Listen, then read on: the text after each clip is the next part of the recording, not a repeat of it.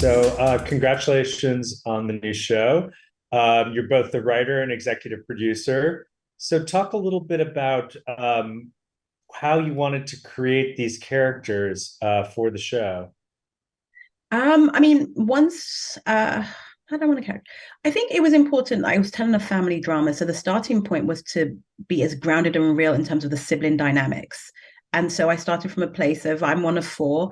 So what are those sibling dynamics? We all have families. I wanted the audience to like look at them and think, oh, I know why they interact the way they do, and I know that the way their parents raised them is different based on, he's supposed to inherit and she's not supposed to. And in terms of for the audience, I hope they engage with the characters. I hope they see elements of their own relationships reflected in them, but also it's slightly heightened. So they sometimes behave in ways that we might not in real life. Sure, sure.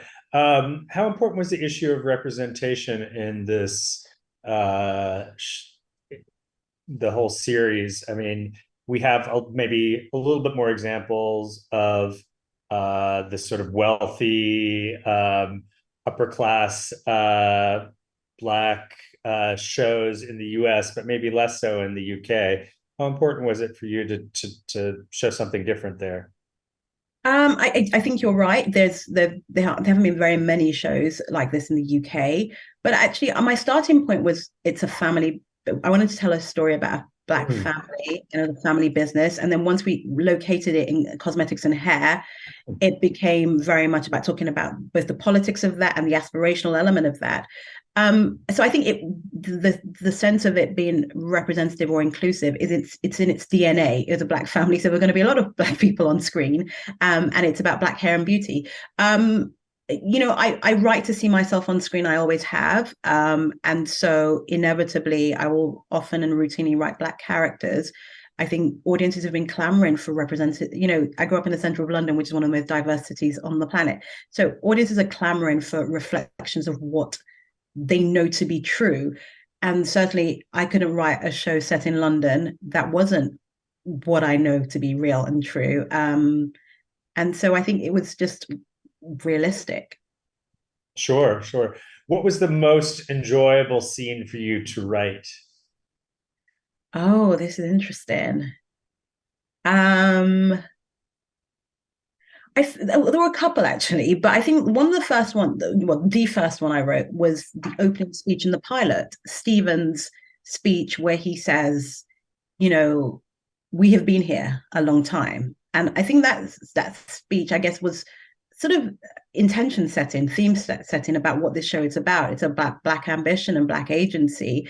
And when we got Hugh to do it, he brought a real Shakespearean quality to this summation about what this family means to him and what he has achieved.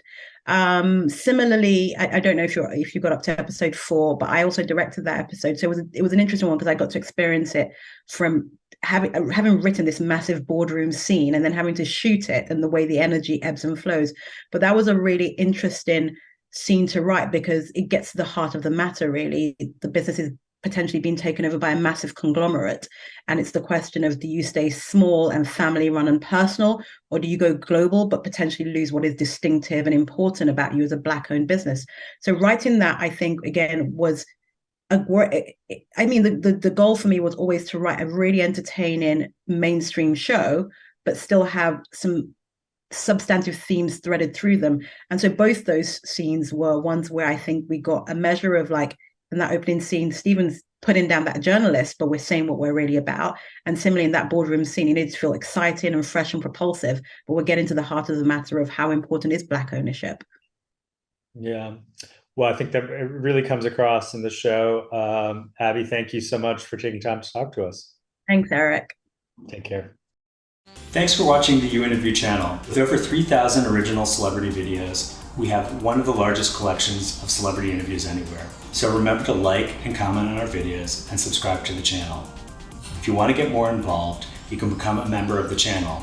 Membership has its perks. You can see exclusive celebrity videos and get the opportunity to ask our celebrity guests questions. We can't wait to hear from you.